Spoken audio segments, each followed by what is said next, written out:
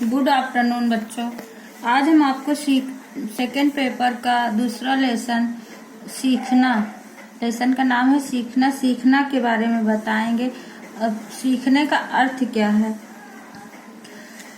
प्रत्येक प्राणी अपनी मूल प्रवृत्तियों से प्रेरित होकर वातावरण में समायोजन करने के लिए प्रतिक्रिया करता है, परंतु यदि परिस्थिति में पुराने अनुभव के आधार पर प्रतिक्रिया करता है और असफल होता है तो वह अपने व्यवहार में परिवर्तन करता है, वातावरण में समायोजित होने का प्रयास करता है।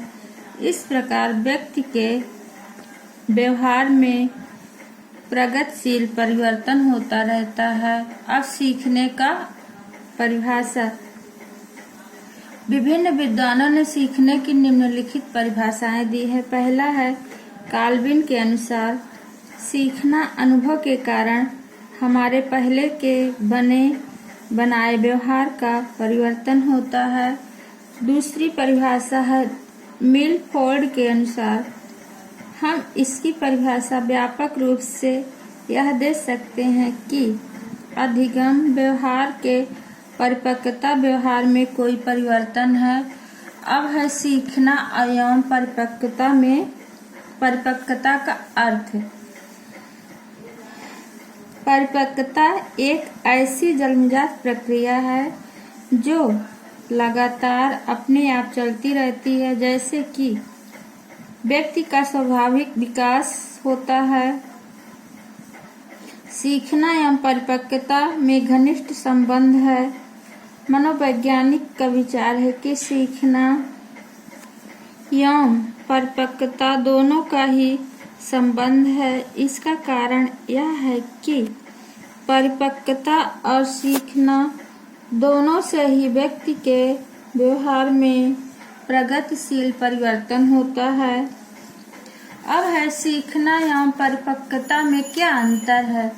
अब आपको हम इसके बारे में बताएंगे। सीखना एवं परिपक्वता में निम्न अंतर है। पहला है परिपक्वता एक जन्मजात प्रक्रिया होती है, जबकि सीखना एक अर्जित गुण है। दूसरा अंतर है सीखना अभ्यास से प्रभावित होता है, परंतु परिपक्वता जन्मजात होने के कारण अभ्यास से प्रभावित नहीं होती है। तीसरा अंतर है सीखने की क्रिया से शारीरिक या मानसिक प्रतिक्रियाएं होती हैं, परंतु परिपक्वता की क्रिया से केवल शारीरिक प्रतिक्रियाएं विकसित होती हैं। सीखने के लिए प्रेरणा की आवश्यकता होती है, परंतु परिपक्वता के लिए जन्मजात होने के कारण प्रेरणा की आवश्यकता होती है। पांचवा अंतर है सीखने की प्रक्रिया आजीवन चलती रहती है, परंतु परिपक्वता एक अवस्था तक ही चलती रहती है।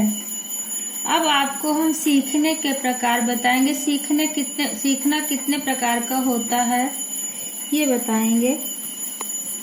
सीखने के मुख्य रूप से दो प्रकार के हैं। पहला है क्रियात्मक, दूसरा है विचारात्मक शिक्षण। अब हम आपको क्रियात्मक शिक्षण के बारे में बताते हैं। जिस प्रकार सीखने में शरीर के विभिन्न अंगों का प्रयोग होता है उसे क्रियात्मक शिक्षण कहते हैं।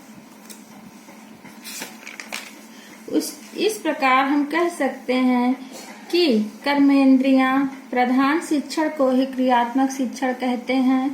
अब इसके बाद आपको विचारात्मक शिक्षण के बारे में आपको बताते हैं। जिस प्रकार के सीखने में मानसिक क्रियाओं का आर्थिक प्रयोग होता है उसे विचारात्मक शिक्षण कहते हैं। इस प्रकार के शिक्षण में मस्तिष्क का प्रयोग अधिक होता है, जैसे कविता लिखना, हिसाब के प्रश्न हल करना आदि। अब हम नेक्स्ट डे आपको बताएंगे इस लेसन के और बारे में।